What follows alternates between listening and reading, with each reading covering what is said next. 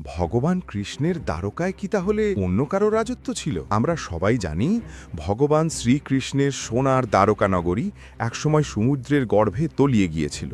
কিন্তু বহু বছর পরে যখন মেরিন প্রত্নতত্ত্ববিদরা সমুদ্রের গভীরে হারিয়ে যাওয়া সেই নগরীর সন্ধান পান, তখন প্রাসাদ আর রাজপথের পাশাপাশি এমন এক আবিষ্কার হয় যা সবাইকে স্তম্ভিত করে দেয়। কৃষ্ণের সেই স্বর্ণনগরীর ঠিক কেন্দ্রস্থলে বিজ্ঞানীরা খুঁজে পান একটি বিশাল ও অতি প্রাচীন শিব মন্দির। প্রশ্ন উঠতেই পারে, ভগবান বিষ্ণুর অবতার শ্রীকৃষ্ণের নিজের নগরীতেই মহাদেবের মন্দির কেন? এর উত্তর লুকিয়ে আছে মহাভারত পুরাণে। কথিত আছে দ্বারকা নগরী প্রতিষ্ঠার আগেই শ্রীকৃষ্ণ তার রক্ষা ও সমৃদ্ধির জন্য স্বয়ং আদিদেব মহাদেবকে নগরীর রক্ষক হিসেবে প্রতিষ্ঠা করেছিলেন। সেই শিব মন্দিরই সেই দিব্য প্রতিষ্ঠার প্রতীক।